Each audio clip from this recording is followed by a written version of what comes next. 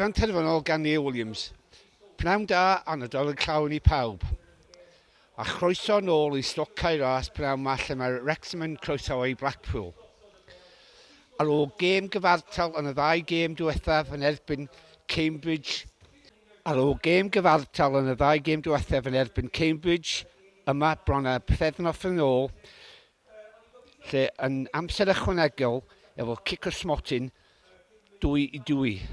Di Sadwn I lawr yn byster Wrecsam mwydd ar y blaen a ddylan nhw sgorio mwy. Ac yn y munudau olaf o'r gêm Bristol Rovers yn sgorio o'r gornel.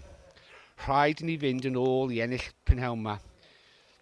Gawn ni weld pwy sy'n dechrau efo pa mor yn y blaen. Efallai Molyn yn dechrau gêm am y tro cyntaf ers amser. Y sgôr terfynol oedd Wrecsam 2, Blackpool 1. Blackpool yn dechrau yn orau pnawn ma ac ar ôl 3 munud gôl I Blackpool, ond dwi ddim wedi weld y gôl am y nhw sydd ar y Caerras pnawn ma.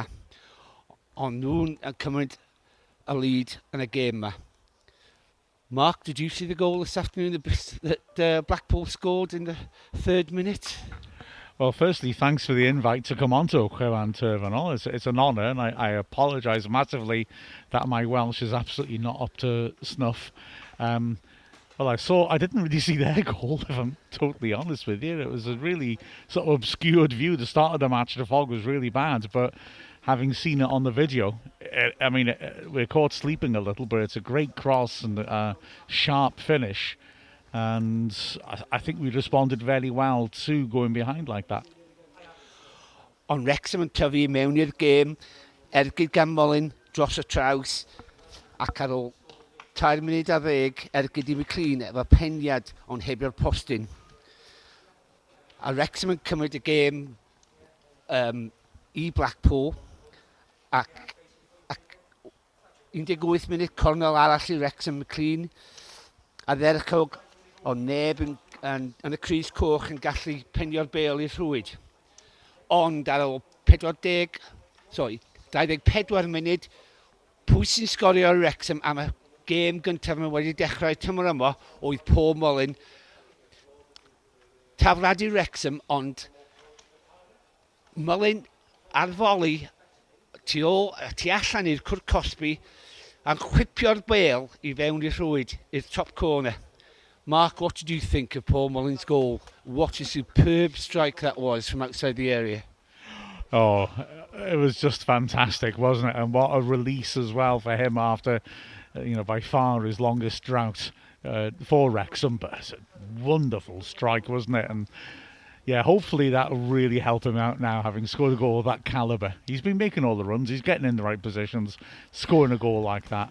Yeah, it was also important for us because we'd responded really well. It's exactly what I was going to say. Nothing more than we deserved after, a very slow start for Wrecsam, and we grew into the game, and a superb goal for him, and 1-1. The key thing for me was in the Canol Kai. Is that right? Yeah, yes. Canol Kai, yeah. We took control of midfield and responded extremely well to going behind and forced Blackpool back, but it took a moment of genius, didn't it, really, to get that equaliser, and we were able to build on that.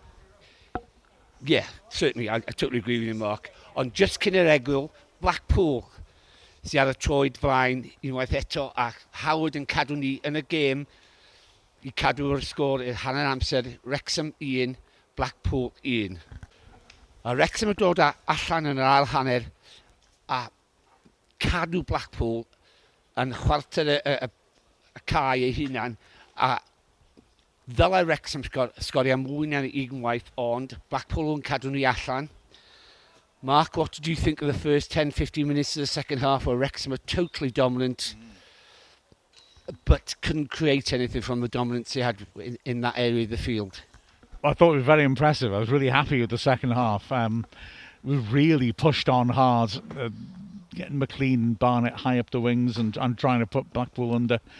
We did well, but Blackpool did defend well, to be fair. I thought Pennington, until the penalty incident, did exceptionally well, and as a unit they did well. Of course, there was that really good save by Tyra, wasn't there, to deny Barnett. But yeah, it did feel, as you said earlier, like it could turn out a bit like the Bristol Rovers game where we have a lot on the ball, we look lively, but we don't get that second goal to kill a team off, which thankfully would come eventually. Spoiler alert. Ond Wrecsam dal ar ben yr ail hanner. Molyn ergyd a gorol yn achub I lawr I dde. Ac fel mae Mark wedi dweud, Barney efo ergyd arall.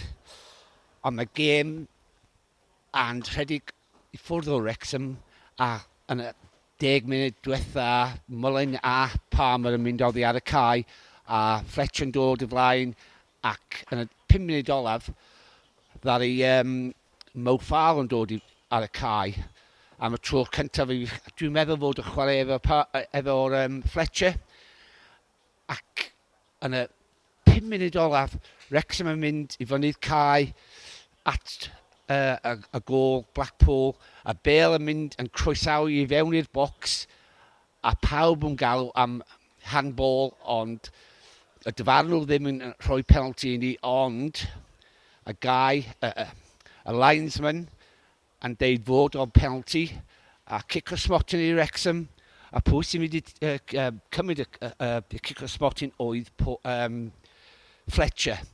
Roedd rhaid I Fletcher aros am funud cyn iddo gallu cymryd y cic o smotin achos y chwaraewyr Blackpool yn siarad efo'r dyfarnwr ond mi oedd o cic o smotin I Fletcher a be dyn ni disgwyl ond fod I sgorio 2-1 I Wrecsam ac dyfarnwr yn rhoi 5 munud arall ar y gêm ychwanegol ond Wrecsam yn dal ati a ddylan nhw sgorio unwaith eto. Mark, what did you think of the penalty call for Wrecsam? Oh, was it a kick spotting? I'm not convinced having looked again. I mean, I think the first thing is that about 2 minutes earlier, the ball's bouncing similarly in the goalmouth and the referee feels that Farrell has fouled a centre-back. I don't think he had. No. And Wrexham weren't happy with that, and I wonder if that played into his mind, because when the ball's played long, it looks a lot more like Fletcher is fouling the other centre-back to get goal side of him, but the ref doesn't give that. And then, well, Fletcher wallops in a shot. I mean, Casey's arm is right up in the air. If it hits his arm, it's a penalty, no question. Does it hit his arm? I've looked at the replays a few times, I'm not sure, but it looks more like it's hit his back or his other arm's tucked in. Maybe it hits the other arm, but I think if it's the other arm, it's not a penalty. So I think we got lucky, like you said. I think the linesman may well have made the decision for him. He took a long time.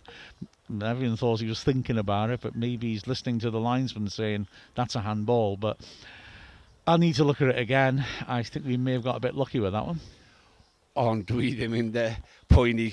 Y dyfarnwr rhoi cic ysmotyn I Wrecsam, a Fletcher yn sgorio I Wrecsam, 2-1 I Wrecsam, 3 phwysig I Wrecsam, achos mae Birmingham a Wycombe wedi ennill pnawn yma, a dwi'n hapus mynd adref efo 3 pwynt. Dim ots sut ni'n cael y 3 pwynt, ond Wrecsam wedi ennill unwaith eto ar y cae ras ar ôl 2 gêm gyfartal. O sgôr terfynol oedd Wrecsam 2, Blackpool 1. Dyn ni ôl yma Dydd Sul, prynhawn Dydd Sul. Am 3 o gloch, lle mae Wigan yn dod i'r cae ras. Fi wedi bod yn New Williams a dwi wedi bod yma efo Mark Griffiths. Yay. A na I siarad efo ti North Seal. What about Sarah in a game? O, Sarah in a game, Mark. Oedd fi yn feddwl fod Sarah in a game I fi oedd Rathbone neu McConnell yn y tu ôl. Mullin oedd Sarah in a game am y dorf. Ond I fi Sarah in a game oedd Rathbone. What did you think, Mark? Who's your man of the match? I think it's got to be Rathbone or O'Connell. I think you're absolutely right. I'd lean towards O'Connell, but as you're very kind to have me as a guest on the CHWIBAN TERFYNOL, I'm going to demur to you because Rathbone was excellent as well. So Rathbone. Well, the only reason I'm saying that Rathbone was all over the pitch. I mean, O'Connell was superb in his defensive headers and his, in that back three. I mean, all three were superb, to be honest, but Rathbone was in the centre, he was on the wings, he was chasing everything down. So that's the only reason, and I spoke to a couple of fans as well after, and they all agreed that it was Rathbone. I think the crowd voted for Mullin mainly because he scored that wonder goal that we'll be talking about for a long time. So for me, selling the game oedd Ollie Rathbone. And I siarad efo ti wythnos nesa. Mark, did you want to say something, say? No, just thanks for having me on. That's very kind of you. I wish my Welsh was better so I could do it you justice. Croeso, Mark. You do all the commentary for the game, so everybody listens to you all the time, and it's nice to have you on this podcast as well. So fi ydi ni Williams, na I siarad efo ti Pnawn Sul, lle mae Wrecsam yn chwarae Wigan Athletic.